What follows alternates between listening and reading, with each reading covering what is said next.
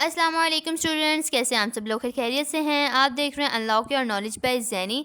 Motorway police interview 2025। आजकल motorway police के interview conduct हो रहे हैं, काफ़ी ज़्यादा स्टूडेंट्स के हो चुके हैं। तो 12 मई और 13 मई के जो इंटरव्यू के क्वेश्चंस हैं वो आपके साथ डिस्कस किए जाएंगे इस वीडियो में। मेरिट कितना बनेगा सिलेक्शन में, और final medical, final merit list और फाइनल वेरिफिकेशन और फाइनल ज्वाइनिंग लेटर आपको कब दिया जाएगा, सब डिटेल आपके साथ वीडियो में डिस्कस की गई है।